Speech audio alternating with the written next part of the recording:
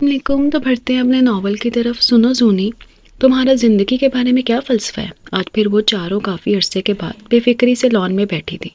पिछले एक माह सेमेस्टर की तैयारी और फिर एग्ज़ाम्स की वजह से काफ़ी मसरूफ़ गुजरा था।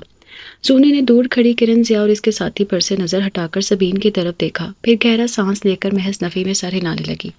ज़िंदगी को तो अभी तक मैं खुद भी नहीं समझ सकी। कभी इतनी तलख और कठिन के बेख्तियार मौत की ख्वाहिश दिल में उभरती है, और कभी इतनी सहल कि इसका हर पहलू खुद से मोहब्बत करने पर मजबूर कर देता है।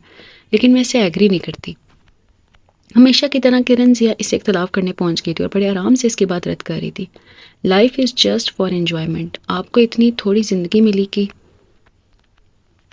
गई है। अगर इसे भी खुद साख्ता दुखों और परेशानियों की नज़र करते हैं तो फिर क्या बच जाता है? देख मिस किरण ज़िया, दुख कभी भी इंसान खुद पैदा नहीं करता, और ना ही फिक्र और परेशानियां खुद साख्ता होती हैं।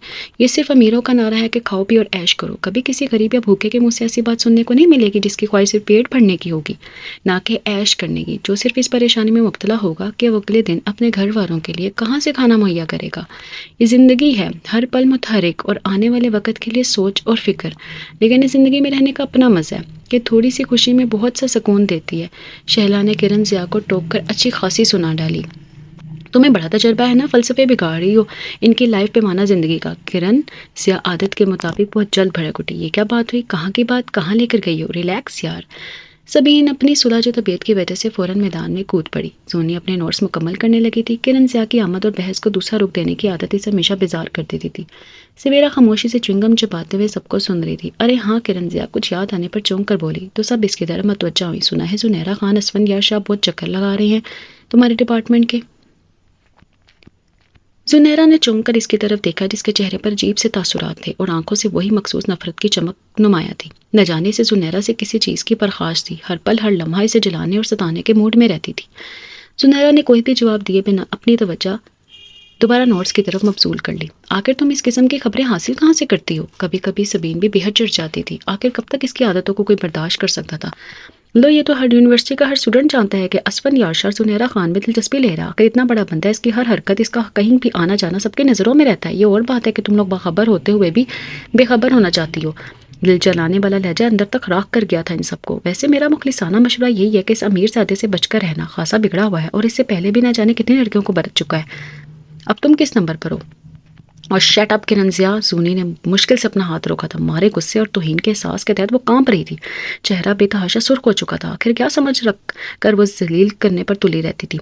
सबीन ने हाथ उबाकर इसे कूल डाउन होने का इशारा किया और अपने सब्र की आखिरी हद को आजमाते हुए वहां से उठ खड़ी हुई। इसकी तकलीफ में बाकी तीनों भी उठ गई।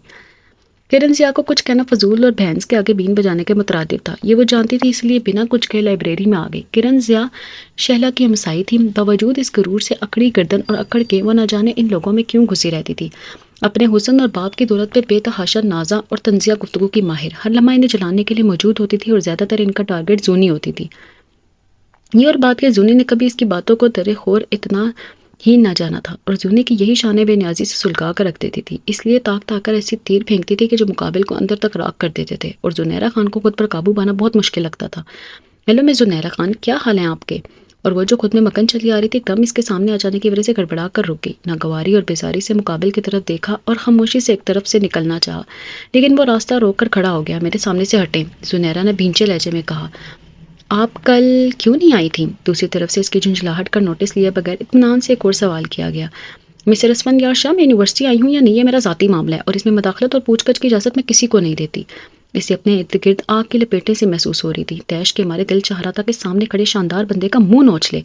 आखिर क्या समझ रखा है कि वो इसके रास्ते में आन खड़ा होता है? असफंदियार शाह इसके तने हुए चेहरे पर नजर डालकर दिलफरेजी से मुस्कुराया। आप वाहिद खातून है जिनका गुस्सा हमें बेहद भाता है।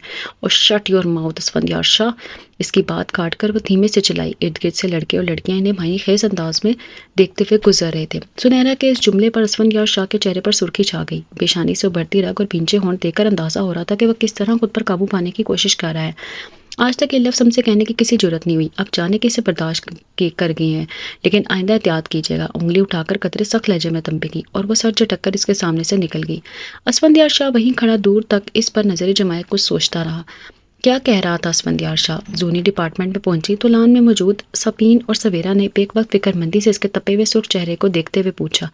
اور وہ جو اتنی دور سے خود کو کمپوز کرنے کی کوشش میں تھی، اس میں ناکام ہو کر سر نفی میں ہلا کر کلاس روم کی طرف بڑھنے لگی۔ زونی پلیز یار۔ سبین تو اندر تک اترنے کا فن جانتی تھی، اس لیے 2 قدم پر ہی سے جا لیا۔ I am okay. کسٹن مسکرا کر اسے مطمئن کرنا چاہا، لیکن وہ سبین ہی کا جو اس طرح بہل جاتی اور اس کے مسکراتے چہرے کے پیچھے چھپی پسماندگی کو نہ جان جاتی۔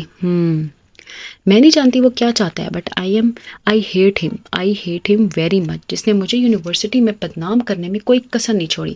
سبین اور سویرا اسے لان کے قدرے کم رش والے کونے میں لے کر آئی تھی اور وجہ سے پھٹ پڑی تھی۔ اپنے آنسو روکنے کی کوشش میں ناکامی پر وہ سر جھکا کر انہیں بہانے لگی۔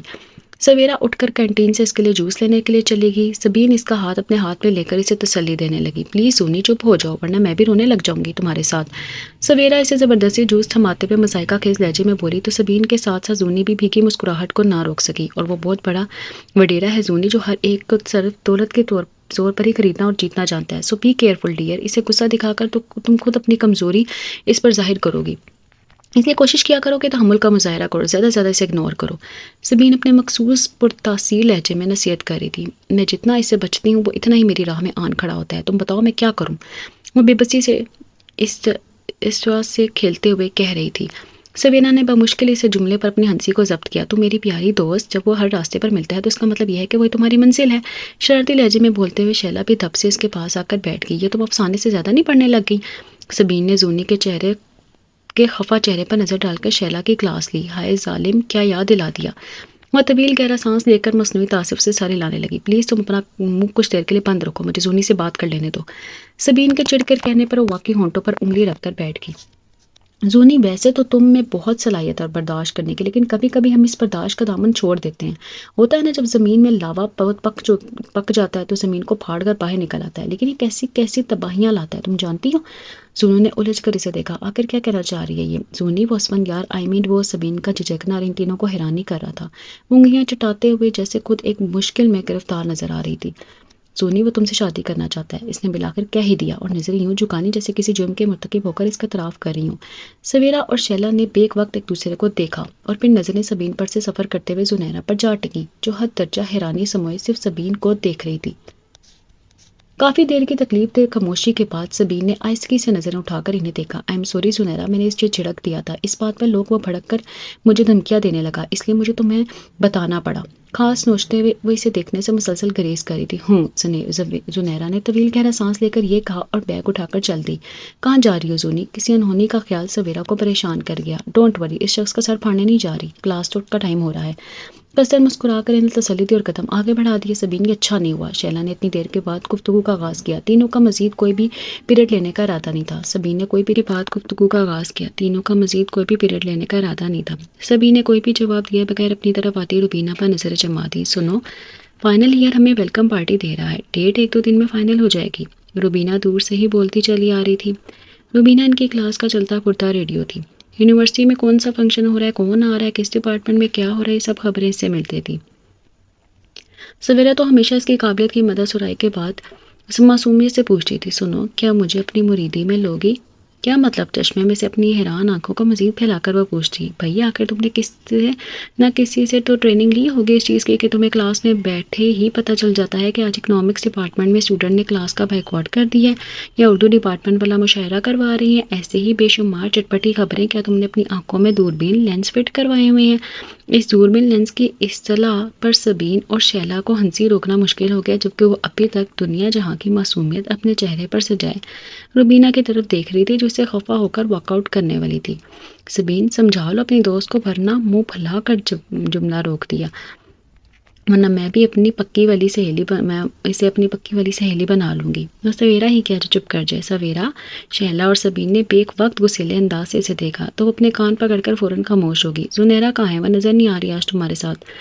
وہ کلاس روم میں چلی گئی ہے، تمہیں تو پتہ ہے امجد صاحب کی کلاس وہ کسی صورت بھی مس نہیں کرتی۔ گھڑی پر نظریں جمائے ہوئے وہ بھی اٹھ کھڑی ہوئی۔ تم لوگ نہیں آؤ گی کلاس میں؟ یہ دونوں تو نہیں، لیکن میں جاؤں گی۔ سویرا جو اتنی دیر سے خاموش تھی اٹھتے ہوئے بولی تو شیلا اور سبین دونوں نے طویل سانس لے کر اسے دیکھا۔ آج روبینہ کی خیر نہیں تھی۔ سویرا کو تابعداری سے روبینہ کی ہر بات پر سر ہلاتے ہوئے دیکھ کر وہ سوچ رہی تھی، زونی آج یونیورسٹی نہیں جانا کیا؟ ابا جان کی شفیق آواز کے ساتھ ہی ان کی انگلیوں کا نرم لمس بالوں میں محسوس ہوا۔ نہیں ابا جان، آج موڈ نہیں ہے اور کوئی خاص کلاس بھی نہیں ہے۔ آنکھیں کھول کر ان کا ہاتھ اپنے ہاتھوں میں تھام لیا۔ چلو پھر اٹھ کر فریش ہو جاؤ، میں ناشتہ بناتی ہوں۔ وہ اسے ہدایت دیتے ہوئے باہر نکل گئی۔ وہ بھی اٹھ کر باتھ روم میں گھس گئی۔ ہنا چلی گئی؟ ٹیبل پر آتے ہی استفسار کیا۔ ہاں، آج کہہ رہی تھی کہ کوئی فیلڈ ورک ہے، اس لیے جلدی چلی گئی تھی صبح۔ ناشتہ کرتی ہوئی سیما نے جواب دیا۔ کچھ نہ کر ناشتہ کر لیا تھا کچھ نے، اور کچھ ابھی کر رہے تھے۔ ابا جان اپنی ہیلپر سمینہ اور مہرین اور اندلیب کے ساتھ سب کو ان کی ضرورت کی اشیاء تیزی سے مہیا کر رہی تھی۔ ابا جان، صرف ایک کپ چائے، کوئی ضرورت نہیں ہے، روز خالی پیٹ جاتی ہو، انہوں نے خفگی سے کہتے ہوئے سلائس اور آملیٹ اس کے سامنے رکھا اور وہ منہ بناتے ہوئے کھانے لگی۔ زونی تمہیں مما بلا رہی تھی، انہوں نے کہا کہ فارغ ہو کر ان کے پاس آ جانا۔ راحیلہ کی اطلاع پر اس نے ساری لا کر کپ ہونٹوں سے لگا لیا۔ جی مما، آپ نے مجھے بلایا تھا؟ موسی اور اس کمرے میں داخل ہوتے ہوئے زونی نے پوچھا تو کتاب کا مطالعہ کرتی ہوئی باوقار مسز فاروقی نے اینک اتار کر اسے بیٹھنے کا اشارہ دیا۔ وہ ان کے سامنے والے صوفے پر بیٹھ کر انہیں منتظر نظروں سے دیکھنے لگی، جن کے چہرے پر سنجیدگی چھائی ہوئی تھی۔ کتنی دیر تک اس کے چہرے کو تکتے ہوئے کچھ وہ سوچتی رہی اور پھر گویا ہوئی۔ دیکھو بیٹا، تم سب لڑکیاں مجھے اولاد کی طرح پیاری ہو اور میں بھرپور کوشش کرتی ہوں کہ تمہیں ساری خوشیاں مہیا کر سکوں۔ اس کوشش میں میں کامیاب ہوں یا ناکام، یا تو تم لوگوں ہی بہتر فیصلہ کر سکتی ہو۔ اس تمہید پہ زونی کو الجھن نہیں، مما کبھی بات گھما پھرا کر نہیں کرتی تھی، آج ان کی باتیں اسے پریشان کر رہی تھی۔ اس نے گھبرا کر اپنی توجہ دوبارہ ان کی طرف مرکوز کر دی۔ اس سے پہلے کہ وہ مزید کچھ اور کہتی، دروازے پر دستک ہوئی اور ابا جان نے اندر آ کر موبائل مما کی طرف بڑھایا۔ معظم خان صاحب کا فون ہے۔ اوکے زونی، تم سے پھر بات ہوگی۔ اس نام پر زونی نے مما کو واضح طور پر چونکتے ہوئے دیکھا اور ان کے حکم پر خاموشی سے باہر نکل آئی۔ مائی نہیں میں کنوں آکھاں، دردوں چھوڑے دا حال نہیں۔ خیریت، آج ہنایا اتنے دور دردوں چھوڑے کے گیت کیوں گا رہی ہے؟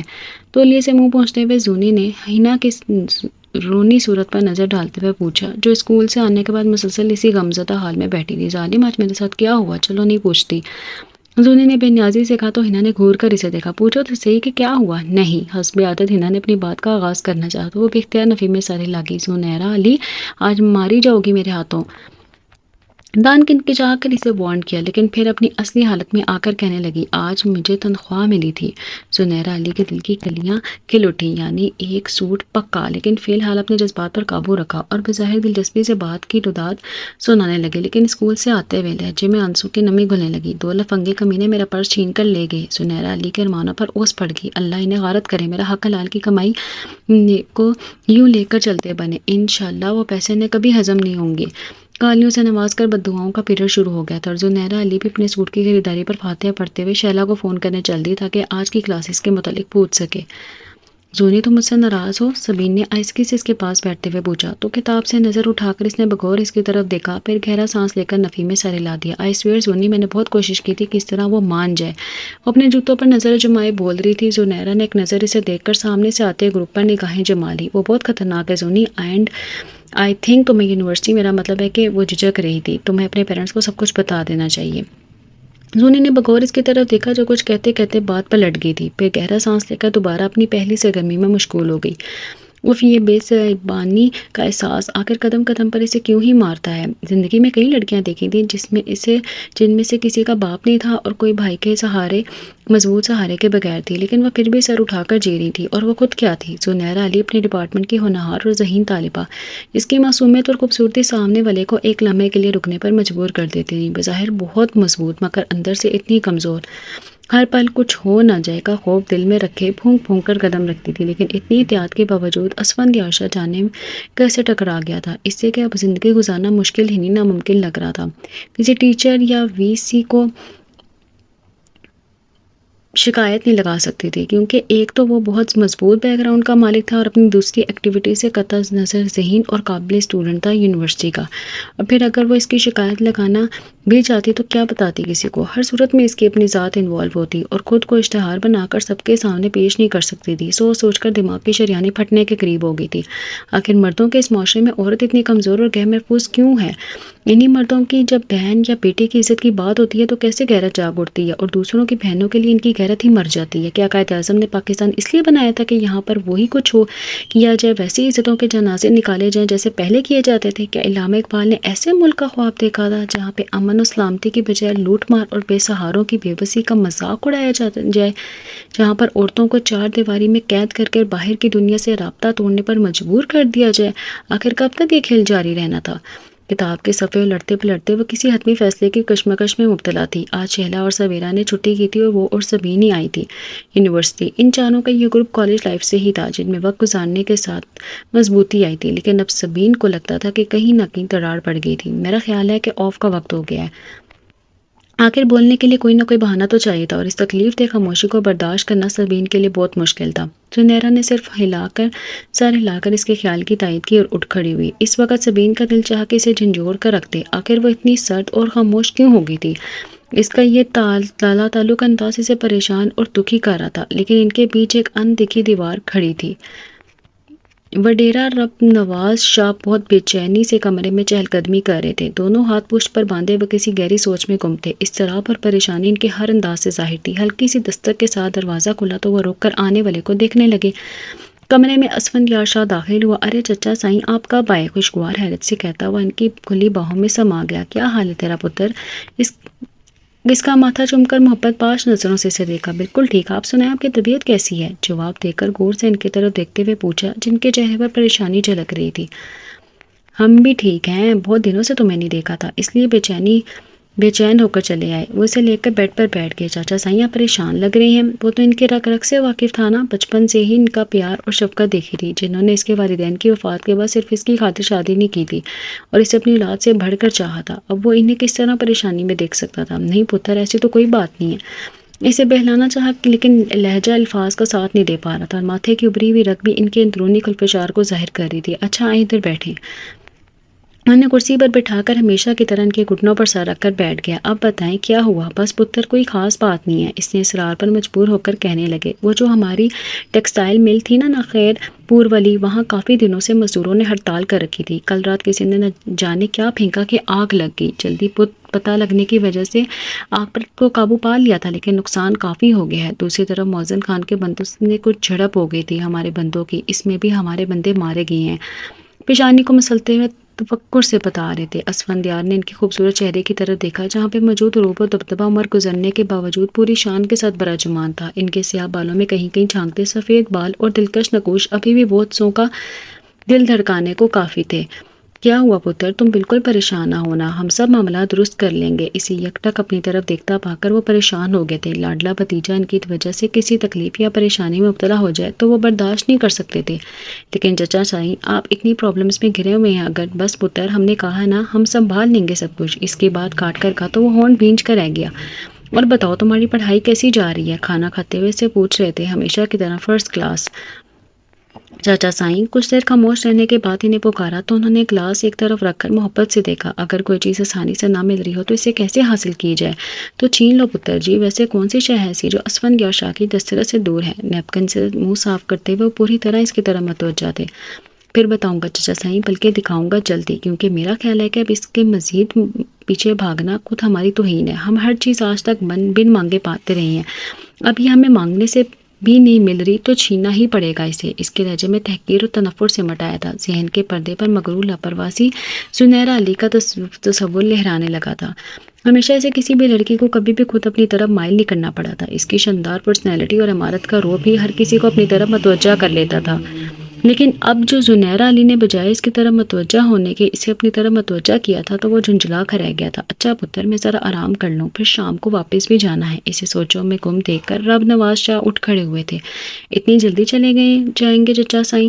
وہ بھی چونک کر اٹھ کھڑا ہوا۔ ہاں پتر، اتنی جلدی چلے جائیں گے چچا سائیں؟ وہ بھی چونک کر اٹھ کھڑا ہوا۔ ہاں پتر، 1-2 دن بعد پھر چکر لگاؤں گا، کچھ زمینوں کے معاملات نپٹانے ہیں، تو میں ٹائم ملے تو چکر لگا لینا گاؤں کا۔ جی چچا سائیں، اس ویکنڈ پہ کوشش کریں گے ہم۔ سعادت مندی سے سر جھکا کر کہا تو وہ پیار سے ان کا شانہ تپا کر چلے گئے۔ اسفندیار شاہ کچھ لمحوں تک سوچتا رہا، پھر شیر محمد کو کہہ کر موبائل لانے کے لیے کہا۔ مما یہ کیسے ہو سکتا ہے؟ وہ حیرت سے گنگ ان کی طرف دیکھ رہی تھی۔ سب کچھ تھا بھی تو غیر متوقع سا، ایسا تو افسانوں اور فلموں میں ہوتا تھا، بل حقیقت میں کیسے ہو سکتا ہے کہ 20 سال پہلے اس کا باپ اسے سہارا میں مسز فاروقی کے حوالے کر کے آتا، یہ کہہ کر کہ میں اسے اپنے پاس نہیں رکھ سکتا، مسز فاروقی آپ اسے رکھ لیں۔ اور اب اتنا وقت گزرنے کے بعد اسے اپنی وہ 20 سال کی بیٹی کی یاد آ گئی تھی جو مسز فاروقی کی مشفق باہوں میں پل کر جوان ہو گئی تھی۔ کس طرح کا باپ تھا وہ، نہ جانے کیسا گناہ سرزد ہو گیا تھا کہ جس کو چھپانے کے لیے اس نے اس کے سر سے باپ اور ماں دونوں کا سایہ چھین لیا تھا۔ بقول مسز فاروقی تمہاری امی تو تمہاری پیدائش پہ بھی وہی سننے سے چلی گئی تھی، اور تمہارا باپ نہ جانے کس مجبوری کی وجہ سے تمہیں ڈس آن کر گیا تھا۔ مجبوری؟ ہوں، اس نے جھٹکے سے اپنا سر جھٹکا۔ مما مجھے یہ سمجھ نہیں آتی کہ مرد لوگ کیوں اتنے مجبور ہوتے ہیں، ویسے تو سارے معاشرے پر حکمرانی کرتے ہیں، لیکن جہاں کئی عورت ان سے اپنے حقوق مانگے ان کی حکمیت پر چوٹ پڑتی ہے، انہیں یہ خوف دامن گیر ہو جاتا ہے کہ کہیں حق کی بات کرتے کرتے عورت ان کی سلطنت پر قابض نہ ہو جائے، اور یہ اپنی جھوٹی انا کی تسکین کے لیے مجبوری کو پناہ گاہ بنا لیتے ہیں، اور جو ہی یہ خوف کم ہو جاتا ہے تو اسے پناہ گاہ سے نکل آتے ہیں۔ آخر یہ کیسے قوانین ہے اس معاشرے کے؟ وہ بہت جذباتی ہو رہی تھی، کیسے قدم قدم پر اس رشتے کے لیے تڑپی تھی، کتنی راتیں خود سے اپنے رب سے شکوہ کرتے ہوئے گزار دی تھی کہ جس نے اس سے محبت اور سائے سے محروم رکھا تھا، اور جب اب اس محرومی سے کمپرومائز کر چکی تھی تو کیا ضرورت تھی اس کو اس کی زندگی میں ہلچل مچانے کی؟ مسز فاروقی نے دیکھا وہ رو رہی تھی، انہیں خود اندازہ تھا کہ اس کے رد عمل کا، لیکن کیا کرتی کہ ان کے ساتھ سختی سے منع کرنے کے باوجود وہ مسلسل 3 ماہ سے ان سے اصرار کر رہے تھے۔ انہوں نے دکھی انداز میں اس کی طرف دیکھا اور اسے اپنی باہوں میں لے لیا اور ان کے سینے سے لگ کر پھوٹ پھوٹ کر رو دی۔ بہت برا کیا آپ نے مما، کتنا اچھا ہوتا کہ آپ مجھے اسی ساز کے ساتھ جینے دیتی کہ میں لاول ہوں۔ وہ سسکیوں کے درمیان بول رہی تھی، میرا حال تو اس شخص کی طرح ہو گیا ہے جس کو اپنی موت کا پتہ چل چکا ہو اور وہ زندگی کی تمام رنگینیوں سے منہ موڑ لیتا ہے، تو اسے زندگی کی نوید سنا دی جائے۔ بھلا مما، اب اسے زندگی اور دنیا سے کیا دلچسپی ہو سکتی ہے؟ مما، جب کوئی تلخ حقیقت سے کمپرومائز کر لے تو اسے سنہرے خوابوں کے جنگل میں نہیں دھکیلنا چاہیے۔ مما، ایسے نہیں کرنا چاہیے۔ وہ ان کی باہوں میں مچل رہی تھی، بکھر رہی تھی۔ بیٹا، بعض اوقات ہم خوابوں کو بھی تو حقیقت سمجھ کر انہیں سچ مان لیتے ہیں، کیونکہ بعض خواب ہمیں حقیقت سے قریب تر لگتے ہیں۔ انہوں نے محبت سے اس کے آنسو پونچھتے ہوئے کہا، نو مما، ایسا کبھی نہیں ہوتا۔ خواب صرف خواب ہی ہوتے ہیں، کیونکہ وہاں ہم وہ کچھ دیکھتے ہیں جو ہم دیکھنا چاہتے ہیں، جیسے ہم سوچنا چاہتے ہیں۔ حقیقت زندگی کا وہ تلخ روپ دکھاتی ہے جسے سمجھ کر بھی نہیں جینا چاہتی۔ ان کے خیال کی تردید کرتے ہوئے مطلع انداز میں جواب دیا اور وہ اپنے بہتے آنسوؤں کو صاف کیا۔ اس سے پہلے کہ مما کچھ کہتی ہیں، آہستگی سے دروازے پر دستک دے کر سفید شلوار قمیض میں ایک سوبر سا شخص اندر داخل ہوا۔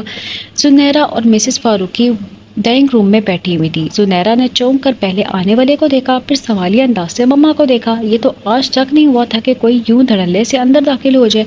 زنیرہ، یہ معظم علی خان ہیں، انہوں نے نظریں چراتے ہوئے دھیرے سے کہا۔ وہ ایک دم اپنی جگہ سے کھڑی ہو گئی۔ معظم علی خان دروازے کے پاس کھڑے سے عجیب سی ترسی ہوئی نظروں سے دیکھ رہے تھے۔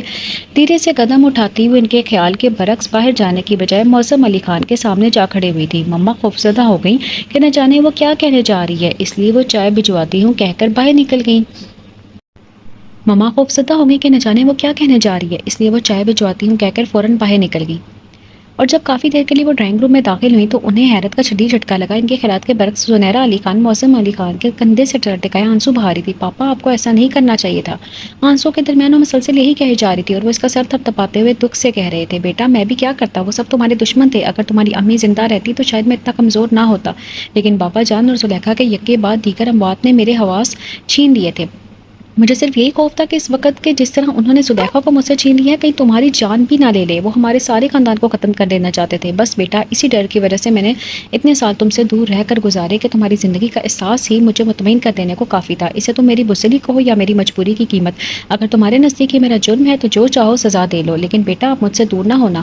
تم نہیں جانتی اتنا عرصہ میں نے کتنی اذیت میں گزارا ہے۔ زنیرہ نے سر اٹھا کر ان کی طرف دیکھا جو اس خوف و ہراس کی کیفیت میں گرے سے دیکھ رہے تھے، پھر گردن موڑ کر مسز فاروقی کو دیکھا جو اپنے آنسو صاف کر رہی تھی۔ معظم علی خان کے حالات سے تھوڑی بہت واقفیت تو تھی ہی نہیں، لیکن پورے حالات کا علم اب ہوا تھا۔ معظم علی خان نے اپنے آبائی سیاسی رقیب کی بہن زلیخا سے شادی کر لی تھی اور یہ خالصتاً لو میرج تھی۔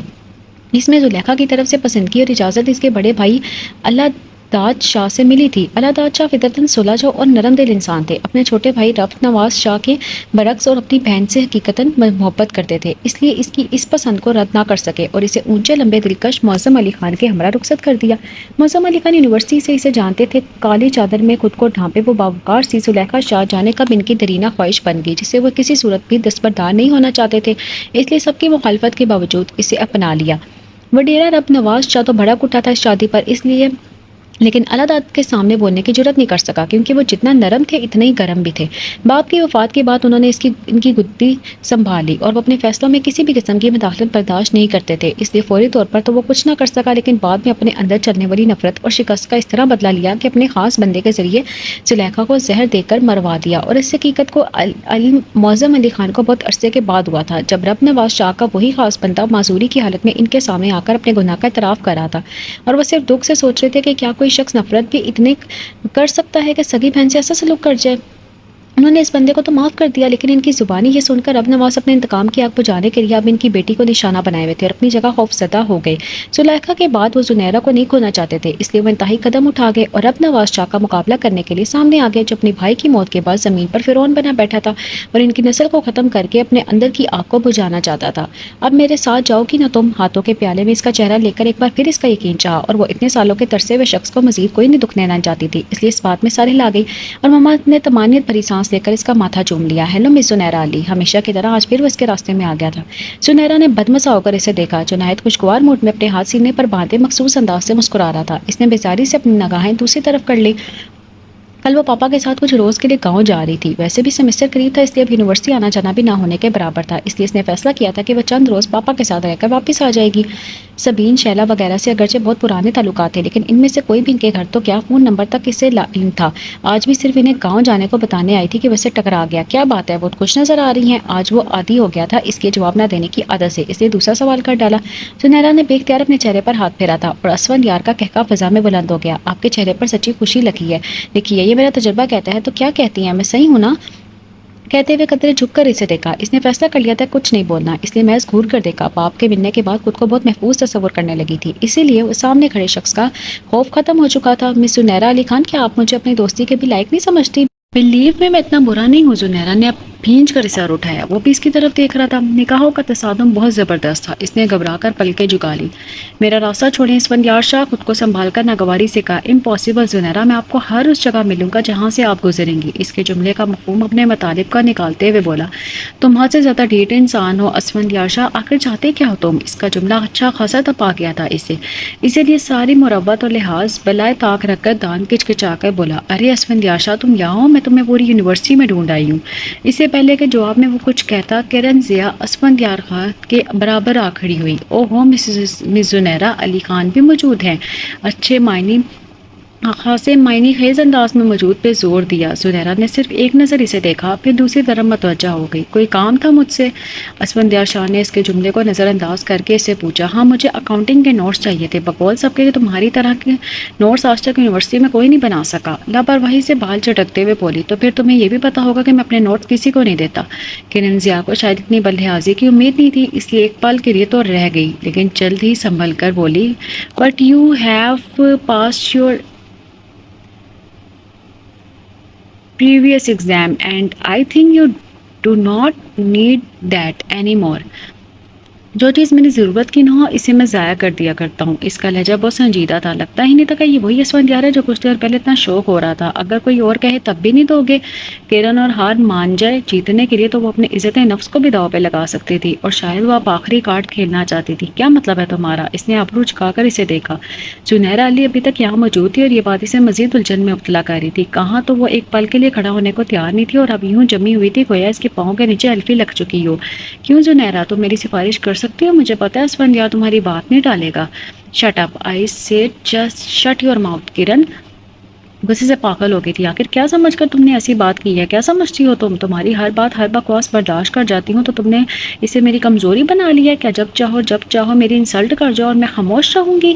کیا چیز ہو تم؟ اور کون سے سرغاب کے پر لگے ہیں اسفندیار شاہ میں؟ کہاں پہ مجھے تم نے اس کے ساتھ گھومتے ہوئے یا ہوٹلنگ کرتے دیکھا ہے؟ خاموش کھڑے اسفندیار شاہ کی طرف اشارہ کیا، جو تم میری ذات کو اس کے ساتھ انوالو کر کے پوری یونیورسٹی میں اسکینڈل مشہور کرتی پھر رہی ہو۔ تمہارا مسئلہ صرف یہ ہے کہ تم اس کی توجہ حاصل نہیں کر سکی اور اب غلط قسم کے ہتھ کنڈوں پر اتر آئی ہو۔ یہ تمہارا اسفندیار شاہ تمہیں ہی مبارک ہو۔ میرے نزدیک اس کی اہمیت نہ کل تھی اور نہ آج اور نہ ہی کل ہوگی، لیکن ایک بات یاد رکھنا، ایک چیز ہوتی ہے عزت نفس، اور جو لڑکی خود کو اتنا گرا دے کہ اس سے بھی محروم ہو جائے تو میرے نزدیک اس کی فتح نہیں بدترین شکست ہوتی ہے۔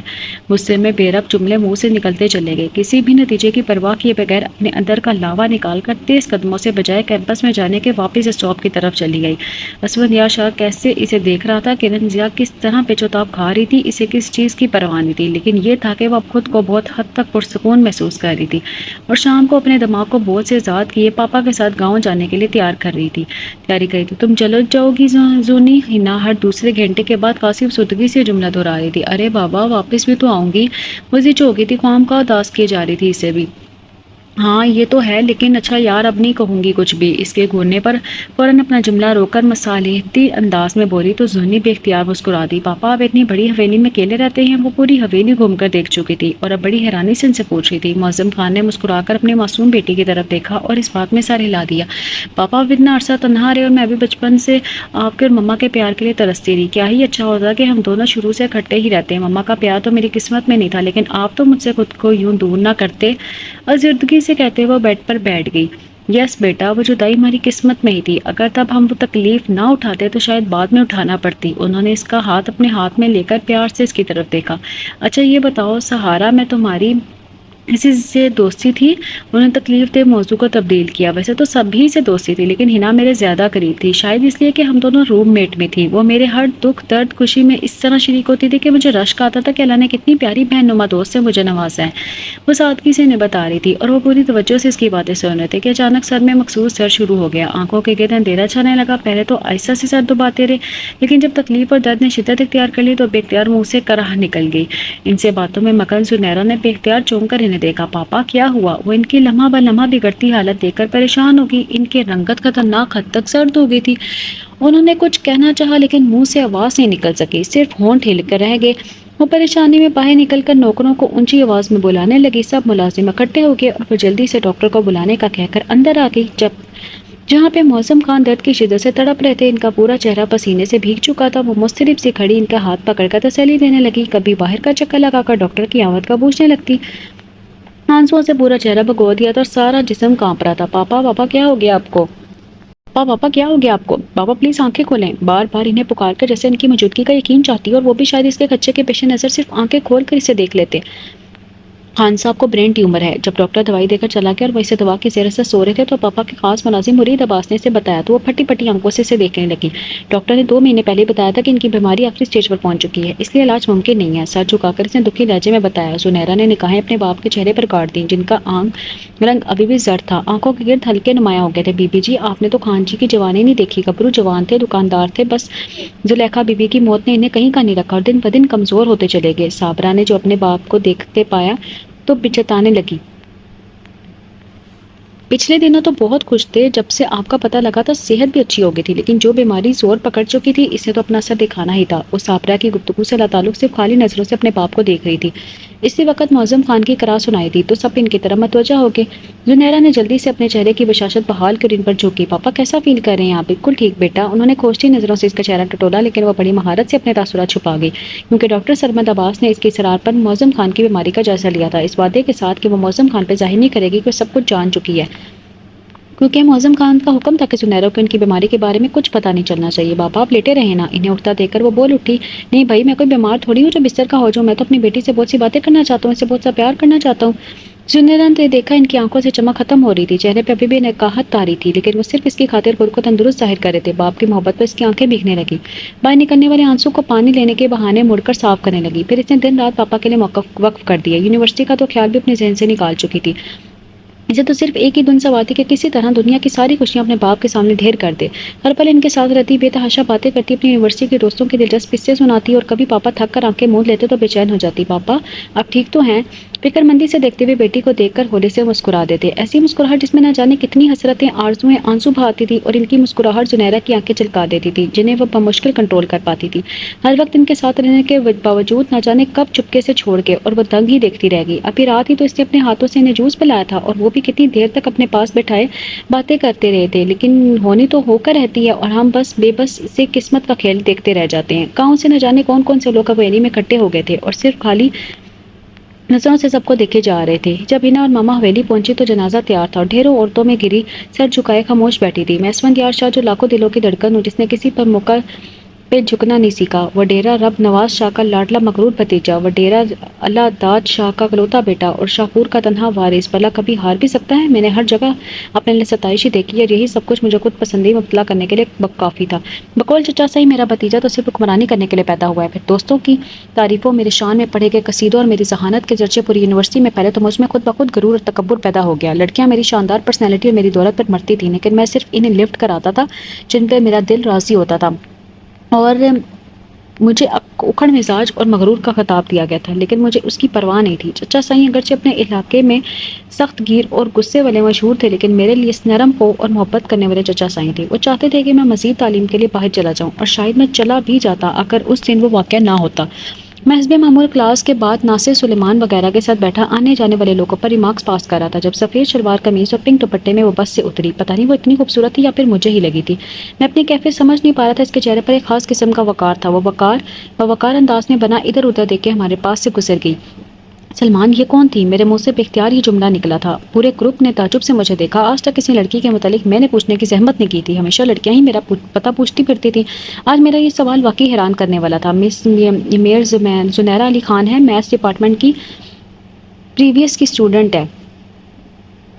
سلیمان وہ جلد خود پر قابو پا کر مجھے تفصیلات مہیا کرنے لگا، اور اس کے بعد جیسے مجھ پر دھن سوار ہو گئی تھی۔ اسے ہر صورت پانا ہے، لیکن وہ تو میری طرح متوجہ ہی نہیں ہوئی تھی۔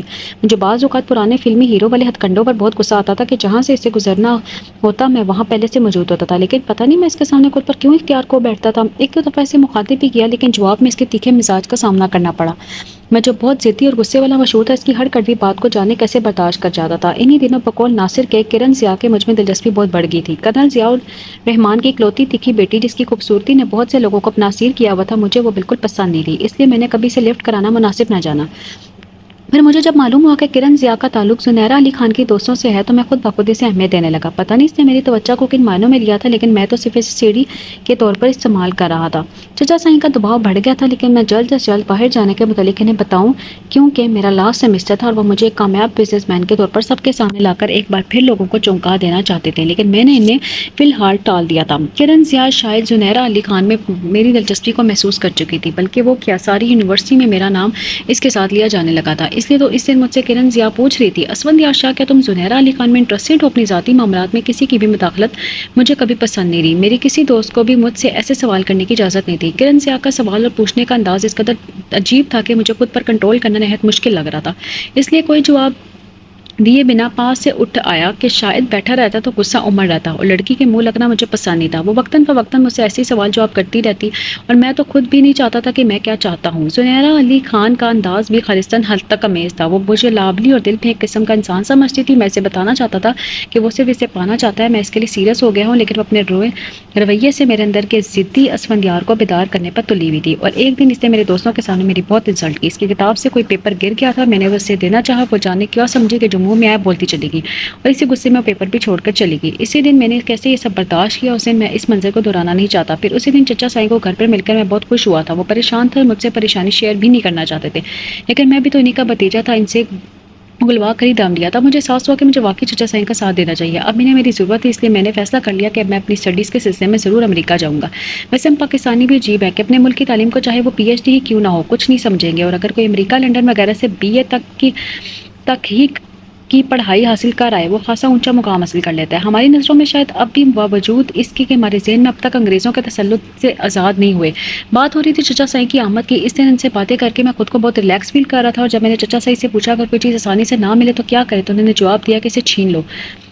وہ ہمیشہ مجھے ایسا ہی سبق دیتے تھے، مجھے اپنے جیسا جابر سختگیر اور چھین لینے والا بنا دینا چاہتے تھے۔ میں عام طور پر ان کے اس سبق کو ایک کان سے سن کر دوسرے کان سے نکال دیتا تھا کہ بہت سی برائیوں کے باوجود نہ جانے میرا دل ناانصافی کے معاملے پر انکاری ہو جاتا تھا، لیکن اس دن مجھے ان کی بات بہت پسند آئی تھی اور میں نے ان کی اس نصیحت پر عمل کرنے کا سوچ لیا تھا۔ میں نے گل محمد کو زنیرہ کا پتہ لگانے کو کہا تھا۔ اس نے شام میں ہی مجھے بتایا کہ مسز فاروقی کے زیر اثر سرپرستی چلنے والے ادارے میں رہتی ہے۔ تب میں نے حقارت سے سوچا کہ رہتی یتیم خانے میں اور اکڑ نوابوں والی ہے، اب تو اسے حاصل کرنا مشکل نہیں تھا، لیکن اب میرا ذہن لایا عمل تیار کر رہا تھا۔ اس واقعے کے 15 روز کے بعد میرا اس سے پھر ٹاکرا ہو گیا۔ اپنے اس اکڑ موڈ میں میرے سامنے تھی، میری ہر بات کا جواب اس کے پاس صرف خاموشی اور ایک تیز نظر ہی تھی۔ بلو شلوار اور وائٹ دوپٹے میں وہ عام دنوں کی نسبت زیادہ فریش اور خوش بھی دکھائی دے رہی تھی۔ میرا دل بے اختیار چاہ رہا تھا کہ اسے دیکھتا ہی جاؤں، حالانکہ ابھی کل تک میرے خیالات خطرناک حد تک منفی ہو چکے تھے۔ آخر میں نے اوٹ پٹانگ جملے بول کر اسے بولنے بلکہ آخرکار چاہت تو چڑھنے پر مجبور کر دیا اور وہ حسب عادت تیکھے جواب دینے لگی تھی۔ مجھے بھی جانے کیا مزہ آتا تھا، آخر کوئی اور میری حرکتیں اور باتیں سن لیتا تو کبھی یقین نہ کرتا کہ ایک اکھڑ بد مزاج اور لفظوں کو صرف اپنی مرضی کے مطابق ناپ تول کر استعمال کرنے والا اسفند یارشا اتنا شوق بھی ہو سکتا ہے۔ خیر، جب اس نے سخت غصے میں یہ کہا کہ تم کیا چاہتے ہو تو میرا دل وہی قصہ پٹا افسانوی فقرہ بول رہا تھا کہ تمہیں چاہتا ہوں، اور میں یہ بول بھی دیتا کیونکہ اس وقت میں مکمل طور پر اس کے سحر میں جکڑا ہوا تھا۔ وہ ضدی انا پرست اسفند یار کہیں جا سویا تھا۔ اس وقت تک اچانک تیز تیز بولتی کرن زیاد سامنے آ گئی۔ میں بدمزہ ہو گیا۔ میں اب اسے جلد از جلد چھٹکارا پانا چاہتا تھا۔ وہ مجھ سے میرے نوٹس مانگ رہی تھی، لیکن میں نے تو اپنے نوٹس آج تک اپنے گروپ کے بھی کسی لڑکے کو نہیں دیے تھے، تو اسے کیسے دے دیتا؟ اس لیے میں نے بے مروتی سے اسے جواب دے دیا اور وہ بجائے واپس جانے کے ڈھیٹ بن کر کھڑی رہی۔ مجھے زنیرہ کی موجودگی پر بھی حیرت تھی، اور پھر میری یہ حیرت اس وقت دور ہوگی جب اس نے کرن ضیاء کی اس بات پر کہ زنیرہ تم اسود یار سے نوٹس کے لیے میری سفارش کر دو، اس نے کھری کھری سنا دی اسے بھی اور مجھے بھی۔ میں تو ابھی تک کرن ضیاء کے جملے کا مفہوم نہیں سمجھ سکا تھا، پھر اس کے تو پونے جو دھواں دھار بمباری کی۔ میں مزید پریشان ہو کر خاموش کھڑا اس کی تقریر اور کرن ضیاء کے چہرے کے تار چڑھاؤ کا جائزہ لیتا رہا، اور وہ اپنا لاوا نکال کر وہاں سے چلی گئی تو ساخت کھڑی کرن ضیاء میں بھی حرکت آ گئی۔ اس نے پہلے تو جیب بھر کے سے گالیاں دی۔ اس وقت وہ مجھے بیسس ایڈمنسٹریشن کی طالبہ سے بھی زیادہ اپنے گاؤں کی کوئی جاہل لڑکی لگ رہی تھی، اور پھر یہ کہہ کر زنیرہ علی خان میں تم سے نپٹ لوں گی، وہ وہاں سے چلی گئی۔ میں خالی کھولی ہنسنے کی کوشش کر کے ڈرامے کے اثرات کو ظاہر کرنے لگا۔ پھر ایک عجیب اور بات ہوئی، زنیرہ علی خان یونیورسٹی آنا چھوڑ چکی تھی، اس کی سب دوستیں لا علم تھیں۔ میں نے ہر ممکن کوشش کی اس کا پتہ لگا سکوں، لیکن ناکام ہوئی۔ مشکل تو یہ تھی کہ مسز فاروقی بھی اس کے متعلق بے خبری ظاہر کر رہی تھی۔ ان دنوں مجھے کس قدر ٹینشن تھی اور ناکامی پر غصہ آتا تھا اس کا اندازہ نہیں کیا جا سکتا تھا۔ پھر میرے سیمسٹر بھی ہو گئے تو میں گاؤں آ گیا۔ چچا صاحب بہت خوش ہوئے تھے، لیکن میں بہت الجھ چکا تھا۔ وہ میری ضد بن گئی تھی اور اسے ہر صورت حاصل کر کے جیسے جھکانا میرا سر جھکانا اس کا میرا مشن بن چکا تھا، لیکن مشکل تو یہ تھی کہ وہ مجھے مل نہیں رہی تھی۔ انہی دنوں چچا صاحب نے مجھے بتایا کہ وہ میرے باہر جانے کے انتظامات مکمل کر چکے ہیں۔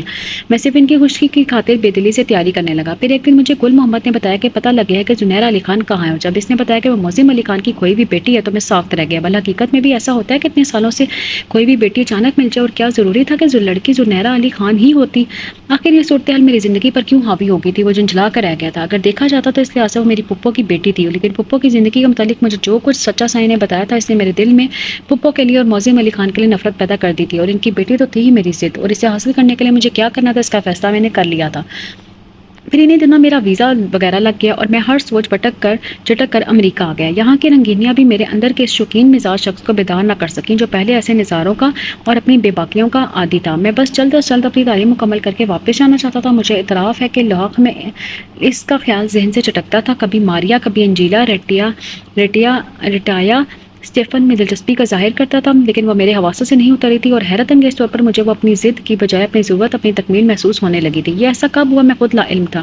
جب 2 سال گزر کے میں واپس جا رہا تھا تو میرے دل میں صرف یہی ایک خواہش اور ہونٹوں پہ یہی دعا تھی کہ وہ کسی اور کی نہ ہوئی ہو۔ میرے اندر کا اڑیل چننے والا ضدی اسفند یار خان کہاں چلا گیا تھا؟ میں نے فیصلہ کر لیا تھا کہ اگر وہ کسی اور کی ہوگی تو میں اس کے راستے میں نہیں آؤں گا۔ میں نے اگرچہ یہاں جتنا عرصہ گزارا تھا سب سے لاتعلق ہو کر اور ایک حد تک دوستی کے رشتے کو قائم کر کے گزارا تھا، لیکن پھر بھی سب بہت اداس تھے، اور انجیلا جو بہت ڈپریس ہو گئی تھی، حالانکہ میں نے کبھی اس کی ہمت نہیں بڑھائی تھی۔ اس نے مجھ سے کہا کہ وہ دعا کرے گی کہ مجھے میری محبت مل جائے، اگر تم اسے نہ پا سکو تو لوٹ آنا، میں ہمیشہ تمہاری منتظر رہوں گی۔ میں اس کی بھیگی نیلی آنکھوں کو دیکھ کر سوچنے لگا تھا کہ اسے کیسے پتا چلا کہ مجھے کسی سے محبت ہے؟ شاید جو کسی سے محبت کرتا ہے دوسروں کے درد کو زیادہ جاننے لگتا ہے۔ میں نے محض مسکرا کر سر ہلا دیا تھا، پھر میں واپس لوٹ آیا۔ یہاں آ کر میں تو پہلے بہت مصروف رہا۔ دوستوں اور رشتہ داروں سے ملنے کے بعد میں بزنس کی طرف متوجہ ہو گیا۔ چچا صاحب بہت خوش تھے میری روز بروز بڑھتی ہوئی کامیابیوں سے۔ انہی دنوں مجھے پتا چلا کہ موزم خان اس کے دنیا میں نہیں رہے۔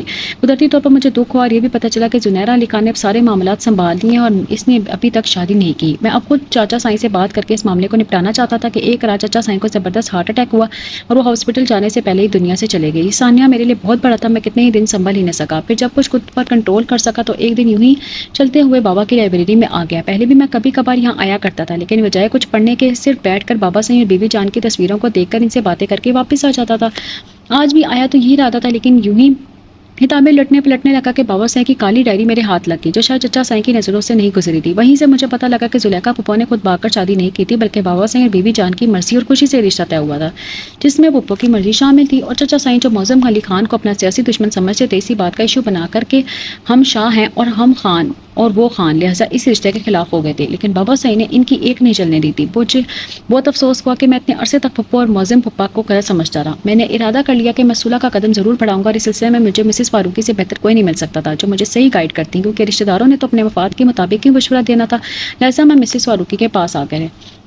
آج میں نے ماما کو مایوس اٹھا دیا، جس پر مجھے خود بھی بہت دکھ اور شرمندگی ہے، لیکن میں بھی کیا کرتی، میرے لیے ان کی بات ماننا ممکن نہیں تھی۔ میں نے ہمیشہ محبت اور خلوص کو تلاشا ہے، ہر جواب میں میری محبت کی ترسی ہوئی روح کو جب ماما کی شفقت اور محبت ملی تو جیسے اس تلاش کو اختتام ہوا تھا۔ جب ماما نے مجھے پہلی دفعہ پاپا کے متعلق بتایا تھا تو مجھے شوق لگا تھا، اور انجانے شخص سے نفرت کا احساس پوری شدت کے ساتھ میرے اندر بیدار ہو گیا تھا۔ میں چاہتی تھی کہ وہ میرے سامنے آئے تو میں ان سے پوچھوں کہ کیوں انہوں نے اتنا عرصہ مجھے اپنی محبتوں سے محروم رکھا۔ میں جو پل پل تڑپتی تھی باپ کی شفقت، باپ کی سائے کی محفوظ چادر کے لیے، ماں کے پیار کے لیے، وہ معصوم سی بچی ابھی تک میرے ذہن میں محفوظ ہے، جو اسکول میں آنے والے بچوں کے پیار کو دیکھتے ہوئے سوچا کرتی تھی کہ اس کے باپ کا اس طرح کیوں نہیں آتے اسے اسکول لینے کے لیے، کیوں اس کے پیرنٹس ویٹنگ والے روز صرف ماما یا آپا جان اس کے اسکول جاتی تھی۔ ماما نے اگرچہ ہمیں بہت محبت اور توجہ دی تھی، لیکن وہ تو سب کو ایسے ہی پیار کرتی تھی۔ آپا جان کی محبتوں بھی سب کے لیے یکساں تھیں، آخر مجھے وہ خاص محبت اور توجہ کیوں نہیں ملی تھی جس کی میں متلاشی تھی؟ میرا ننا سے اس سوال کو حل کرنے سے قاصر تھا۔ پھر وقت گزرا تو احساس ہوا کہ میرا شمار تو ان بے شمار بچوں میں ہوتا ہے جو اس دنیا میں ان وانٹیڈ ہوتے ہیں، جنہیں ان کے ماں باپ اس دنیا میں آنکھ کھولتے ہی سہارا جیسے اداروں کے سپرد کر دیتے ہیں۔ میں اعتراف کرتی ہوں کہ سہارا واقعی میری جیسی لڑکیوں کے لیے سہارا ہی تھا، جنہیں معاشرہ اپنی ٹھوکروں میں رکھتا ہے۔ مسز فاروقی، جنہیں ہم سب مما کہتے ہیں، انہوں نے اپنے شوہر رحمان فاروقی کی وفات کے بعد یہ ادارہ بنایا تھا۔ وہ شادی کے صرف 2 سال کے بعد بیوہ ہو گئی تھی۔ گھر والوں نے بہت اصرار کیا کہ وہ دوسری شادی کر لیں، لیکن ان کی نہ ہاں میں نہیں بدلی تھی۔ بے اولاد تھی، اس لیے شاید فطری طور پر بچوں سے محبت بہت زیادہ تھی، اس لیے شوہر کی وفات کے بعد اس وسیع و عریض بنگلے کو سہارا کا نام دے کر لاوارث لڑکیوں کی پرورش شروع کر دی۔ خود بھی خاصی امیر گھرانے سے تعلق رکھتی تھی، پھر شوہر کی کروڑوں کی جائیداد تھی جس سے اچھی خاصی آمدنی حاصل ہو جاتی تھی۔ ماں باپ کی وفات کے بعد بھائیوں نے لاتعلقی اختیار کر لی تھی، بجائے اس نیک کام کی حوصلہ افزائی کے انہوں نے لان تن کر کے ان سے کنارہ کشی اختیار کر لی تھی۔ انہوں نے بچوں میں خود کو گھر کر خود کو بھلا دیا تھا۔ ان کی ایک اور کزن عمل جہاں، جو بے اولاد اور متعلقہ تھیں، اولاد نہ ہونے کی وجہ سے سزا کی حقدار ٹھہری تھی، وہ بھی ان کے مدد کے لیے آ گئی۔ آپا جان اور ماما نے مل کر لڑکیوں کی اس طرح تربیت کی کہ دیکھنے والے حیران رہ گئے۔ اس ادارے کی ہر بچی پڑھی لکھی اور ہر کام میں طاق ہوتی ہے۔ کئی لڑکیوں کی شادی مسز فاروقی نے کروا دی تھی اور سب بہت خوش تھیں اپنے گھروں میں، اور یوں مما احسن طریقے سے اپنے مقصد کو آگے بڑھا رہی تھی۔ یہ سب باتیں مجھے آپا جان نے بتائی تھی۔ خیر بات ہو رہی تھی پاپا کے ملنے کی، تو میں مما سے انکار کر دینا چاہتی تھی۔ مجھے پاپا سے ملنے کی کوئی خواہش نہیں تھی، اور شاید میں ایسا کر بھی رہی تھی اگر اسی وقت پاپا نہ آ جاتے۔ اتنے گریسفل اور سنجیدہ سے پاپا کو دیکھ کر میں بہت حیران ہوئی تھی۔ بھلا اتنے اچھے پاپا بھی کبھی اپنے بیٹے یا بیٹی کو ڈس آن کر سکتے ہیں؟ انہیں دیکھ کر پہلے خیال بھی یہی میرے ذہن میں آیا تھا، لیکن پھر خیال میں وہ سارے شکوے شکایت اکٹھے ہو گئے جو مجھے ان سے تھے۔ میں ان سے بالکل بھی بات نہیں کرنا چاہتی تھی، بالکل ایسے ہی لاتعلقی برتنا چاہتی تھی جیسے انہوں نے 20 سال پہلے مجھ سے برتی تھی۔ لیکن جانے کیا ہوا، جب میں باہر جانے کے ارادے سے اٹھی تو میرے قدم خود بخود ان کی طرف اٹھ گئے۔ میں اپنی اس اختیاری پر مجھے بہت غصہ آیا تھا اور جھنجھلاہٹ ان پر اتار دینا چاہتی تھی، لیکن جب میری نظر ان پر پڑی تو مجھے برسوں کا مریض دکھائی دینے والا وہ شخص بہت قابل رحم لگا، جس کی آنکھوں میں محبت کے لیے وہی تلاش نظر آ رہی تھی، وہی پیاس تھی اپنی اولاد کے لیے جو کبھی میرے اندر بھی رہی تھی، اور اس وقت میں ہار گئی۔ میں نے ان کے گلے لگ کر اپنے اندر کا سارا غبار آنسوں کی صورت میں باہر نکال دیا۔ اسی لیے جب انہوں نے مجھے اپنے ساتھ لے جانا چاہا تو میں نے بے ساختہ اقرار کر لیا۔ جانے سے ایک دن پہلے میں یونیورسٹی آئی تھی تاکہ امتحان کی فائنل ڈیٹ معلوم کر سکوں، اور ہمیشہ کی طرح اسفند یاشا میرے راستے میں آ گیا۔ یہ شخص پچھلے تقریباً 1 سال سے میرے پیچھے لگا ہوا تھا، اور وہ اونچا لمبا شاندار سا بندہ تھا، لیکن مجھے نہ جانے کیوں زہر لگتا تھا۔ شاید اس کی ایک وجہ تو اس کا کریکٹر تھا، جس کا امیج میری نظروں میں کرن ضیاء اور کچھ اور لوگوں نے دل پھینک ٹائپ کا بگڑا ہوا امیر زادہ بنایا تھا، اور میری نفرت کی دوسری وجہ اس کی میر ذات کے ساتھ انوالومنٹ کی شہرت تھی۔ آخر یہ میرے پیچھے کیوں پڑ گیا تھا؟ میں جتنا ان سے بچنا چاہتی تھی اتنا ہی وہ میرے سامنے آ جاتا تھا، اور میری خاموشی کی وجہ محض میرا کمزور ہونا تھا۔ میں مالی طور پر بھی اس کا مقابلہ نہیں کر سکتی تھی، پھر میری بیک بہت کمزور بلکہ نہ ہونے کے برابر تھی۔ میں کس بنیاد پر اسے منہ ماری کرتی؟ اس لیے لاکھ پیچ و تاب کھانے کے باوجود مجھے میری بے بسی کسی بھی انتہائی قدم سے روکے ہوئی تھی۔ جس کے سہارے نہ ہوں وہ شاید زندگی میں یوں ہی قدم قدم پہ معاشرے میں دوسروں کے لیے مذاق اور وقت گزاری کا باعث بن جاتے ہیں۔ میں نے سہارا میں بھی صرف ہنا سے اس کا ذکر کیا تھا، وہ بیچاری بھی مجھے محض تسلی دینے کے علاوہ کیا کر سکتی تھی، اور وہ بھی میری طرح مجبور تھی۔ اور شاید سب لڑکیاں ہی مجبور اور بے بس ہوتی ہیں، لیکن نہیں، جو لڑکیاں کرن ضیاء جیسی ہوتی ہیں وہ کبھی حالات کے سامنے سرنڈر نہیں کرتی۔ وہ جانتی ہوں کہ میں جانتی ہوں کہ کرن ضیاء کا شمار بھی بے شمار لڑکیوں میں ہوتا ہے جہاں اسفند یاشا پہ مرتی تھی، اور اسفند یاشا نہ جانے کیوں اتنی خوبصورت اونچے گھرانے کی لڑکیوں کو چھوڑ کر میرے پیچھے لگ گیا تھا۔ آخر دیکھا جاتا تو کرن ضیاء واقعی ان کے لیے بہت سوٹیبل تھی، لیکن یہ وڈیرے امیر لوگ ہم جیسے لوگوں کو نازمائیں، انہیں تنگ نہ کریں تو ان کی عمارت کی دھاک کیسے معاشرے پہ بیٹھے۔ اور میں جانتی تھی کہ اسفند یاشا صرف میری بے نیازی اور لاتعلقی کی وجہ سے میرے پیچھے لگا ہوا ہے۔ جس دن میں کمزور پڑ کے اس کی طرف متوجہ ہوگی، اس کی انا کو تسکین مل جائے گی، اور خود ستائش میں مبتلا یہ شخص کتنا عرصہ اس پر خوش رہے گا؟ آخر وہ مجھ جیسی بظاہر سخت لڑکی کو بھی جھکانے میں میں کامیاب ہو گیا اور پھر یہ قصہ محض قصہ پارینہ میں بن جائے گا۔ مجھے میں بھی یہ خاصیت ہے کہ لاکھ میں یتیم خانے میں پلی بڑھی ہوں، لیکن میرے اندر بھی ایک ضدی اور انا پرست لڑکی ہے، اور اپنے اندر کی اسی لڑکی کی وجہ سے میں لاکھ ضبط کرنے کے باوجود بار بار اسفندیار شاہ کو ٹھکرا رہی تھی، اور سبین میری پیاری مخلص دوست بھی صرف اسی شخص کی وجہ سے مجھ سے دور ہو گئی تھی۔ اسفندیار شاہ نے اس کے ذریعے مجھ تک اپنا پرپوزل بھیجا تھا۔ اسی دن میری حالت ایسی ہوئی تھی کہ یہ بات سن کر کہ اگر وہ میرے سامنے ہوتا تو شاید قتل ہو چکا ہوتا میرے ہاتھوں۔ سبین بھی اس بات پر خفا ہو گئی تھی اور بیچاری مجھے ہر طرح یقین دلانے کی کوشش کری تھی کہ اس میں اس کا کوئی قصور نہیں ہے۔ میں نے تو اس سے کچھ نہیں کہا تھا، لیکن پکا ارادہ کر لیا تھا کہ اسفندیار شاہ کا دماغ ضرور درست کروں گی۔ میں نے اس رات حنا کو سارا واقعہ سنایا تو اس نے ہمیشہ کی طرح مجھے چپ رہنے کا مشورہ دیا اور میں بھڑک اٹھی تھی۔ آخر کب تک تماشا دیکھتی رہوں گی؟ اور جواب میں سے ٹھنڈے لہجے میں کہا، زونی ہم مجبور ہیں، اگر وہ انتہائی قدم اٹھانے کی کوشش کرے گا تو ویسے جہاں تک میرا خیال ہے وہ اتنا کمینہ نہیں ہے، ہو سکتا ہے وہ واقعی مخلص ہو، تو میں اتنی جلدی کوئی فیصلہ نہیں کرنا چاہیے۔ اور میں لاکھ اس کی بات کو رد کرتی، لیکن اس بات سے واقعی انکار نہیں تھا کہ وہ میں مجبور تھی اس کے سامنے۔ پھر دن گزرتے چلے گئے، اسفندیار شاہ نے کبھی اس موضوع پر کوئی بات نہیں کی اور نہ ہی مجھے مخاطب کرنے کی کوشش کی۔ سبین بیچاری میری خفگی کے خیال میں ہلکان ہوئی جا رہی تھی۔ میں نے اسے بتا دیا تھا کہ میں اسے ناراض نہیں ہوں اور ہم سے کہ آئندہ ایسا کوئی بھی ٹاپک ہمارے درمیان ڈسکس نہیں ہوگا۔ شیلا اور سویرا نے ہماری صلح کی خوشی میں ٹریٹ دی اور میں اپنے دوستوں کو دوبارہ پا کر خوش تھی۔ ان دنوں جب میں مطمئن تھی، اسفندیار شاہ نے پھر میرے ساتھ بدتمیزی کرنے کی کوشش کی۔ اس دن مجھے جلد واپس جانا تھا اور میں پوائنٹ کے مس کے ہو جانے کے خیال سے تیز جا رہی تھی مین پوائنٹ کے کہ اسفندیار شاہ نے مجھے راستے میں روک کر کوئی کاغذ دینے کی کوشش کی۔ اس کی اسٹریٹ بوائے والی حرکت مجھے سر تا پیر سلگا گئی اور میں نے اسے ایسی بےہودگی پہ ٹھیک ٹھاک سنا ڈالی۔ اپنے کمرے میں آنے تک میں غصے کے مارے آنے والے آنسو کو روکتی رہی۔ مجھے آنسو بہانا سخت بزدلی لگتا ہے اور میں خود کو بے بس محسوس نہیں کرنا چاہتی تھی۔ پھر رات کو میں نے حنا کو سب کچھ بتا دیا اور اسے اس کے الفاظ لوٹا کر شرمندہ کرنا چاہا، لیکن حیرت انگیز طور پر اس کی خاموشی تھی میری ہر بات کے جواب میں۔ میں نے بھی دماغ سے ہر سوچ جھٹک کر کتاب کی طرف اپنی توجہ مبذول کر لی۔ کچھ دن کے بعد مجھے مما نے بلا کر پاپا کے متعلق بتا دیا تھا۔ پھر بعد کے حالات تو وہی تھے جو میں نے بتایا۔ بات ہو رہی تھی اسفندیار خان سے ٹکراؤ کی۔ میں نے پہلے تو اسے کسی بھی بات کا جواب نہیں دیا۔ مجھے حیرت تھی کہ اتنی انسلٹ برداشت کرنے کے باوجود اس میں کیسے ہمت ہوگی کہ وہ تو ایک بار میری معمولی سی سخت بات پر بھڑک اٹھتا تھا اور اب اس کا یہ حال تھا کہ مجھے کچھ سمجھ میں نہیں آ رہی تھی۔ اس نے ہمیشہ کی طرح اپنی بے باک گفتگو سے مجھے بولنے بلکہ جلتے بھننے پہ مجبور کر دیا تھا۔ اسی وقت کرن ضیا وہاں پر آ گئی۔ اس نے ایک تنزیہ نظر مجھ پر ڈالی اور میں اندر تک راکھ ہوگی اس کے اس نظر اور پھر اس حد تک انداز تخاطب پر میں نے اسے کھری کھری سنانے کا فیصلہ کر لیا۔ اب جب ٹھنڈے دماغ سے سوچتی ہوں تو ہنسی آ جاتی ہے۔ حنا کہتی ہے کہ میں اپنی باتوں میں محاوروں کا بہت استعمال کرتی ہوں۔ خیر میں وہاں پر جم کے کھڑی رہی اور مجھے یقین ہے کہ اس طرح کھڑے ہونے پر اسفندیار شاہ اور کرن ضیا دونوں کو حیرت ہو رہی تھی، لیکن مجھے کون سا کسی کی پرواہ تھی اور آخر مجھے کرن ضیا کا دماغ درست کرنے کا موقع مل ہی گیا۔ اس کی بےہودہ بات کا کہ میں اسفندیار شاہ سے اسکرین نوٹس کی سفارش کروں، مجھے اندازہ نہیں تھا کہ وہ اس حد تک بڑھ جائے گی۔ میں نے اسے بے نوقت سنا دی اور ساتھ ہی اسفندیار شاہ کو بھی گھسیٹ لیا۔ کرن ضیا اور اسفندیار شاہ دونوں حیرانگی سے مجھے دیکھتے رہ گئے اور میں سب کچھ کہہ کر واپس آ گئی۔ اصولاً مجھے بہت خوش ہونا چاہیے تھا، میں نے ان دونوں کی اچھی خاصی انسلٹ کر دی تھی، لیکن میرے دل کو نہ جانے کیا ہو گیا تھا۔ ذہن میں وہ دو کالی آنکھیں گھوم رہی تھی جس میں حیرت، تعصب اور دکھ کے تاثرات نمایاں تھے۔ میں لاکھ سے جھٹک کر انہیں دماغ سے نکالنے کی کوشش کرتی، لیکن وہ تو جیسے چپک کر رہ گئی تھی۔ میں بابا کے ساتھ گاؤں آ گئی، لیکن وہ خیال اپنے اندر سے نہیں نکال سکی، خود کو اس لمحے کی گرفت سے ذات نہیں کر پاتی تھی۔ آخر یہ شخص مجھے سکون کیوں نہیں لینے دیتا؟ سامنے ہوتا تو پل پل جی جلاتا تھا، اب اگر موجود نہیں تھا تو تب بھی کون سا سکون تھا؟ میں اسے بلا دینے کی کوشش میں تھی۔ میں جانتی تھی کہ اگر میں نے اسے یاد رکھا تو خود سے ہار جاؤں گی، لیکن میرا دل اور میں اپنے دل کی بات نہیں سننا چاہتی تھی۔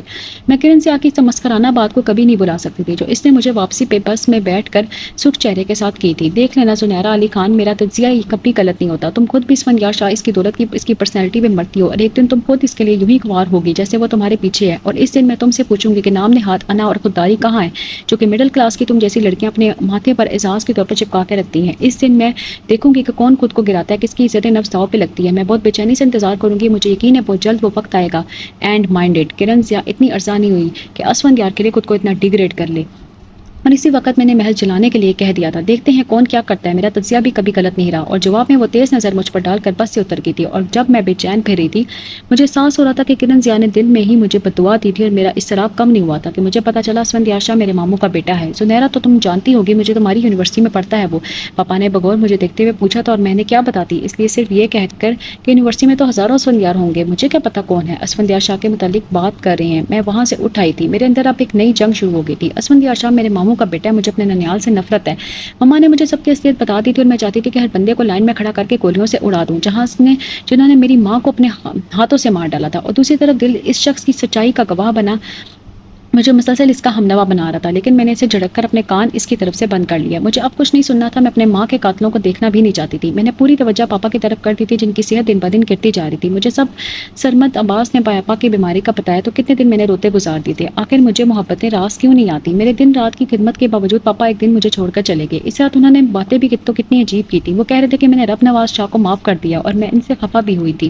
بیٹا میں نے اپنا معاملہ اللہ کے سپرد کر دیا، وہ انصاف کرے گا۔ اگر میرے بعد وہ صلح کے لیے قدم بڑھائیں تو کبھی پیچھے نہ ہٹنا، اسے میری التجا سمجھ لو یا پھر میری وصیت۔ اسفندیار شاہ کے والد یعنی تمہارے بڑے ماموں بہت نیک اور اچھے انسان تھے، اور مجھے یقین ہے کہ اسفندیار شاہ بے شک رب نواز شاہ کے زیر تربیت رہا ہے، لیکن اس میں اس نیک خون کا اثر ضرور ہوگا۔ میرا دل ایک بار پھر جوش میں آ کر دلائل دینے لگا تھا کہ میں نے دوبارہ اسے ڈانٹ دیا تھا اور پاپا کی صحت کے پیش نظر ان کی ہر بات کے جواب میں خاموشی سے سر جھکا دیا تھا۔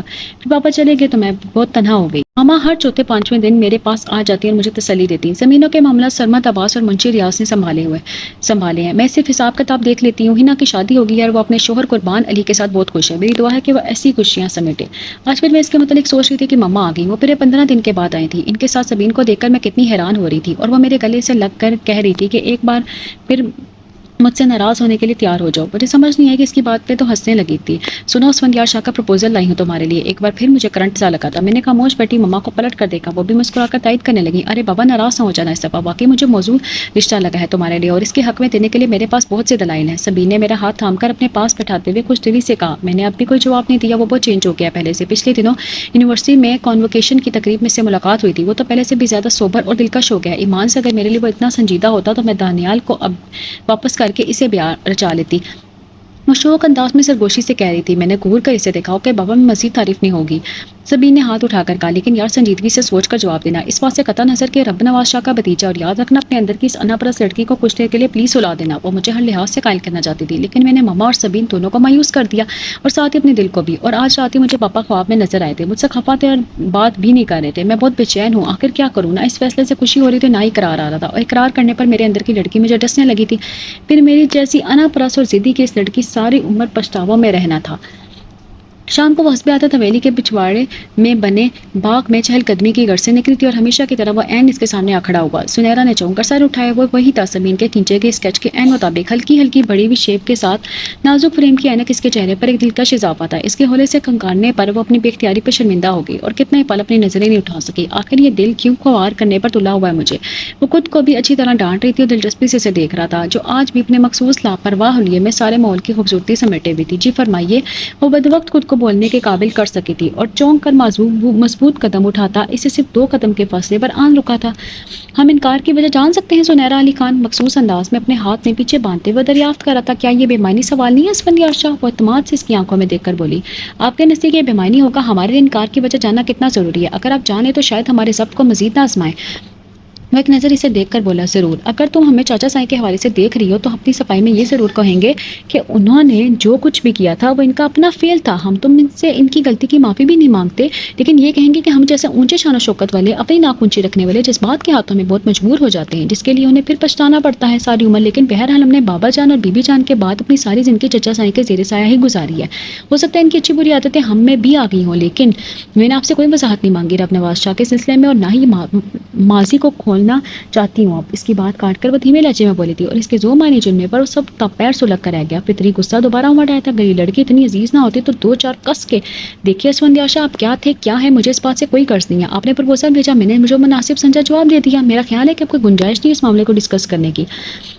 اور اس جملے پر وہ ساکھ نظروں سے دیکھتا رہ گیا۔ تو کیا واقعی ساری عمر وہ تنہا اس سفر میں رہا تھا؟ وہ کس پل بھی اس کے ہمراہ نہیں رہی تھی؟ اسے اپنی ذہانت پر شبہ ہونے لگا تھا۔ بھلا کیا ضرورت تھی؟ محض اپنی آبزرویشن کو کلیکٹ کر کے اپنے ماضی کا رزلٹ نکال کر وہ چلا آیا تھا، اور وہ کرن ضیاء کتنے وثوق سے کہہ رہی تھی کہ دیکھ لینا زنیرا علی خان تمہاری منتظر ہوگی، اس لیے پلیز اسے ناکام نہ لٹانا۔ اس کے لہجے میں خلوص تھا، وہ جان کی تھی محبت کو چھین کر نہیں حاصل کیا جا سکتا۔ اس لیے تو عاصم زیدی جو برسوں سے اس کے لیے بے چین تھا، اس کا ہاتھ تھام لیا تھا، اور وہ کیسے بتائے گا کہ وہ خود اس طرح سے ناکام لٹایا جا رہا تھا؟ ایک نظر اس کے رنگ بدلتے چہرے پر ڈال کر وہ حتمی نتیجے پر پہنچ گیا تھا۔ اس ایک پل نے اس کی ساری بے چینی کو ختم کر ڈالا تھا۔ اس لیے تو تیسرے دن وہ اس کے بائیں ہاتھ کی تیسری انگلی میں انگوٹھی پہناتے ہوئے پوچھ رہا تھا، کیسا لگا سرپرائز؟ اور وہ دنگ رہ گئی تھی. مما نے کل ہی تو آ کر جلدی مچا دی تھی کہ وہ اب زیادہ دیر اسے تنہا نہیں چھوڑ سکتی، لہٰذا وہ اس کی شادی طے کر چکی ہے. کس سے؟ یہ تو انہوں نے بتایا نہیں. انہوں نے بتایا تھا اور نہ ہی اسے ہمت ہوئی تھی پوچھنے کی. دل میں مخصوص سر چھپا پچھتاووں کے ساتھ اسے گھیرے لے چکا تھا، اس لیے خاموشی سے ان کی تیاریوں کو دیکھتی رہی. اور آج اسفندیار شاہ کی موجودگی سے جیسے بے تحاشا سکون اور خوشی دے رہی تھی. ہم جانتے تھے کہ تم اپنی انا کے ہاتھوں مجبور ہو، اس لیے ہم نے تمہیں توڑے بغیر حاصل کر لیا، کیونکہ تم بھی تو ہم سے محبت کرتی ہو. Am I right, مس خان؟ مشوق ہو رہا تھا. زنیرا کو اپنی پلکوں پر ڈھیروں بوجھ محسوس ہو رہا تھا حیا کی وجہ سے. ارے نہیں، ایسی ویسی آپ کیا جانے، آپ ہی کی وجہ سے تو اب تک کسی کو اس حویلی کے اندر آنے کی اجازت نہیں ملی، بلکہ یوں کہنا چاہیے کہ دل کے دروازے ہی اتنے مضبوط سے بند کیے گئے ہیں کہ آنے والا بیچارہ پہلے حویلی کے دروازوں کو کھولنے کی کوشش میں ہلکان ہو جاتا ہے، اور جب تک ان کے پاس پہنچتا ان کی نو ایڈمیشن بورڈ والے چہرے کو دیکھ کر وہیں ڈھیر ہو جاتا. سویرا کو جانے کیسے خبر مل گئی تھی، اس لیے درمیان میں کود کر اوٹ پٹانگ جملے بولنا شروع ہو گئی تھی. اس کے مزید کچھ کہنے سے پہلے ہنا نے اس کی گود میں 9 ماہ کا بیٹا سمیر ڈال دیا تھا، اور سبین اس کے منہ پر ہاتھ رکھ چکی تھی، کیونکہ پاس ہی مما اور آپا جان کھڑی تھی. سویرا بھی سمیر کو اور کبھی بے بسی سے اپنا منہ پر ہاتھ رکھ کر سبین کو دیکھ رہی تھی. یہ دیکھ کر زنیرا بے اختیار ہنس دی. اب بتاؤ کیسا لگا یہ سب؟ وہ اس کے ہنسے چہرے کو اپنے اندر جذب کرتے ہوئے پوچھ رہا تھا. بہت اچھا، حیا آلود آواز میں کہہ کر سر جھکا گئی. آج اسے یقین آ گیا تھا کہ سب اس سے خوش ہیں، حتیٰ کہ پاپا بھی. وہ اچھی طرح جان کی تھی کہ محبتوں کو ٹکرانے والے کبھی بھی خوش نہیں رہتے، اس لیے اس نے محبت کو قبول کر کے اپنی راہوں میں خوشیوں کے دیپ جلائے تھے. ناول کا نام ہے دل کے آنگن میں، از قلم شازیہ رفیق. ناول کا نام چینل کے ڈسکرپشن باکس میں بھی موجود ہے، تو آپ وہاں سے بھی ناول کا نام پڑھ سکتے ہیں.